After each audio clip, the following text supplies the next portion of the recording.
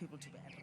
All right, if you have just joined us, 27 minutes after 8, let's just remind you what we've been listening to here for the last 30 minutes or so. It is a very important discussion. A couple of key takeaways. The business networking program, it's part of the business breakfast. Stella and Tabane Abrams, of course. Small business portfolio, looking at how the NDP is going to help finance, help support, help grow small business and SMMEs in our country. I'm not going to go through everything. There was a lot of detail there, but here's some numbers for you. Low growth expectation of 1.4% in 2023. It's not good, not bad off the back of COVID. The other one is 90% of the jobs we want to create by 2030 needs to come from SMME. That's about 9 million jobs. That's the goal for the ANC and by government. But to do that, we mustn't just have bold plans. We need deliberate action, and that's always where the problem comes in. Lots of talk, not much actually happening. But I'm sure we're going to get more details of that again a bit later, because Aviwe Mtila was covering that for us. We'll go back to Aviwe a bit later. Yeah, indeed. And also just to make mention of this point, receiving this communication from the Office of the Treasurer General. I'm just quoting here. It's an urgent plenary session set for today at 9 a.m. saying, please ensure that all delegates are seated promptly by 9 a.m. for the resumption of plenary.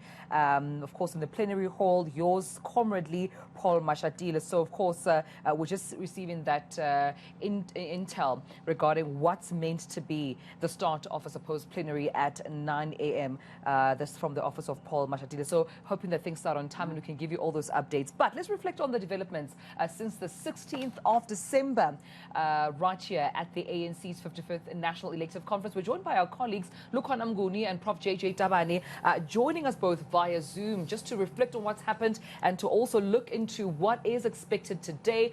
Gentlemen, colleagues, thank you so much for joining us this morning. I think I want to start here, and perhaps let me start with you, JJ. How would you describe the developments from 16th December to date? Because as Gareth had mentioned earlier on, as well as our analyst, Dr. Abraham Harvey, I think Cyril's camp had come into conference thinking it was probably going to be a clean sweep. There have been so many developments, quite interesting, developments and, incidents taking place. But how would you describe conference so far? Good morning, Pim Gareth. I mean, obviously, the first thing that strikes all of us is the level of disorganization of the conference. I mean, the conference, before they could get to credentials, was some 31 hours late, to get to a point where they could discuss credentials. In other words, where they could discuss who is in the room, and who is entitled to be a delegate. So that's the first thing that was causing some discontent amongst delegates, but also giving a wrong impression to the country about the capacity of the ruling party to even just run his own conference. The second part, obviously, is the whole issue of leadership contestation. Now, unfortunately, over the last couple of days, we have seen the shifting of sands. In other words, people changing sides, fractures within particularly the CR faction. We saw yesterday, for example, that we had suddenly 4 people contesting the Treasurer General instead of the original 3. And we also then saw Muzandile Masina withdrawing or purporting to withdraw on behalf of Pulemapi in the middle of voting, which was also a strange thing because we didn't know whether indeed the delegates would take heed of that.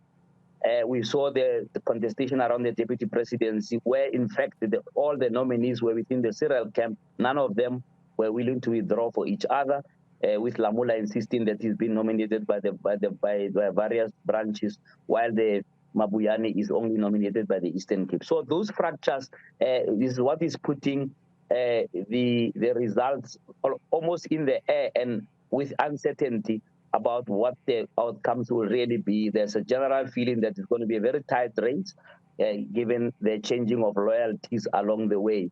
But also, there's always also the ugly allegations about vote buying and so on. The ANC, of course, has denied that and said people who have evidence of that must come forward. So those are some of the big highlights. There isn't anything drastic on policy issues that one can point that the delegates are engaged with. There is more emphasis on the leadership issues. To me. Lukhona Mnguni, let me bring you in, host of On the Spot as well. And I think one of the provinces which I think many people were expecting to go very much Ramaphosa is that of Gauteng. But now I'm starting to see divisions within the Gauteng ANC as well. We have one group saying that it's definitely going to be Cyril Ramaphosa, another group coming out and saying, no, you should be able to vote for whoever you want to as well. We add to that then, of course, Mzwandile Masina dropping out of it's the ANC TG position, isn't it? That's right. To make way for Pule Mabe. But this is where it gets complicated. Lukhona making way for Pule Mabe, but on the Zweli Mkhize slate. I mean, you've got to try and have a whiteboard to try and keep up with all of this. Why is that so significant when we start seeing this last-minute shuffling? What's the behind-the-scenes negotiations, and why? Lukhona, what do you think? Well, very good morning to you, Gareth, and Tumelo, and of course, JJ, Team eNCA. It is an interesting one that we have been seeing, but remember, Zweli Mkhize would have appeared in a number of public events in ANC structure meetings alongside with Mzwandile Masina. So it actually appeared as though the preferred Treasurer General for the Zweli Mkhize camp was Mzwandile Masina. As you would know, Mzwandile Masina has been quite close to that ecosystem of people that supports Zweli Mkhize. He would have gone even to Nkandla during that tea meeting with the EFF leaders and Tony Yengeni. So you wouldn't be surprised by Mzwandile Masina. Therefore, if he was to concede for Pule Mabe, perhaps the condition was that it must be because Pule Mabe is coming to bolster up that slate that is supportive of Dr. Zweli Mkhize. But I mean, Lebohang Maile spoke to us actually yesterday at some point during the day, and he tried to explain this issue about, Gauteng's support for President Ramaphosa. And he said President Ramaphosa received the highest share of the nominations, but tallied together, that share was 47% of the branches in Gauteng, which meant that 53% of the branches in Gauteng chose to nominate either one or the other of the available presidential candidates at the time. And now that there are only two candidates, branches and delegates in Gauteng have an opportunity to make a choice in terms of how to best vote. I also want to touch on, those changes, Lukhona, if I may, but also looking at those who declined on the floor. I mean, we saw there Phoebe Potgieter also declined, nomination for Deputy Secretary General. We saw Dr. Nkosazana Dlamini-Zuma, who after posting a tweet also declined nomination from the floor. We also saw Didi Mabuza declining ANC Deputy Presidency nomination. At this point, Lukhona, if I might direct this question to you, do we understand why the declines? Because with others, when it comes to the likes of Mzwandile Masina, they made it clear, I was not forced out. We've decided to come together and support one candidate. When it comes to the likes of Stan Matavata, they said, listen, it seemed the support was not reciprocated in as far as support is concerned. So as Limpopo, we will now be supporting Zweli Mkhize. But from these three candidates, Phoebe Potgieter, Nkosazana Dlamini-Zuma, Didi Mabuza, what's your view as to why they declined nomination?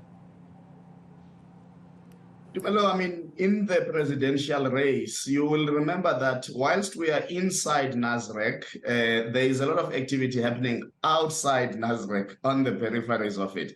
And part of that are the daily protests by the Mkhonto weSizwe Veterans Association, MKMVA, and they are out there, to lobby, to make their voices heard. It's some of those who are disenfranchised. Karl Niehaus, who has supposedly, now fighting for his place in the movement, given his expulsion that he has to appeal. Ace Magashule, the suspended Secretary General, all these people have been seen. But you might remember that on Friday, led by Des van Rooyen, a plea was made, and Lindiwe Sisulu was there, and a few other people. And the plea that was made to them was that there must be consolidation, because what is being fought here is not fragmentation of their forces, but they must unite to try and be as big a bloc as possible to oust President Ramaphosa out of power. So I think part of that decline, Dr. Nkosazana Dlamini-Zuma declining to be available is partly to make sure that there would be that consolidation. Post that, you saw her even taking pictures and in conversation with Dr. Zweli Mkhize. So it's all part of the horse trading that is happening. I think Deputy President Didi Mabuza, he read the room and realized that he does not, by any stretch of imagination, hold the kind of influence that he had 5 years ago. It has completely eroded, and that he was not probably going to make even the threshold. His own province had chosen not to nominate him and rather nominate Ronald Lamula. So you've got that dynamic. For Phoebe Porkhite, I'm not sure what really might be the reason there. Did she think that she might not get the necessary support from conference? Has she done her own calculations and maybe she thinks it's best that she remains office manager for the ANC at Luthuli House? I mean, maybe one day she will come out and be able to give an interview. It's very difficult for her part to make the speculation, but at least for the other two candidates, it's much easier to say what are the possibilities that may have been at play.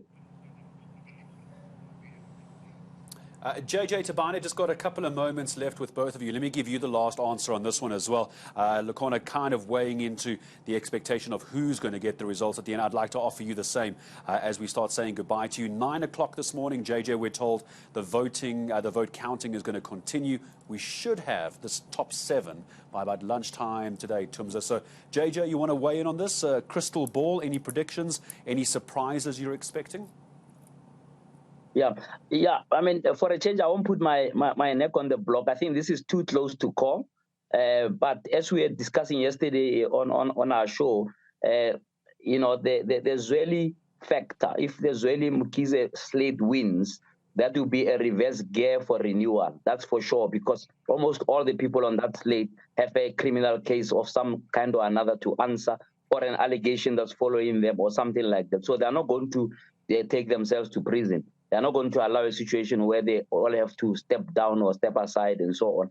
And that may also influence how the issues such as step aside and renewal are going to be dealt with post that announcement this afternoon. So that's what one could say. If the Ramaphosa slate wins, also that doesn't guarantee much. And there's still a big possibility that Ramaphosa won't finish his term just out of his own volition, as we have heard that he's been wanting to resign. And so what begs the question that must be answered is, why is he still around, other than the interests of other people who benefit from his being there? So it's a lose-lose for South Africa if one reads the mood and the pace of this conference and what really it set itself to achieve and is unlikely to achieve. So it looks like we need to look beyond the ANC. I know that they are governing party now, and that's why we're all obsessed with this. There you guys broadcasting from there, waiting literally for God at lunchtime. Colleagues?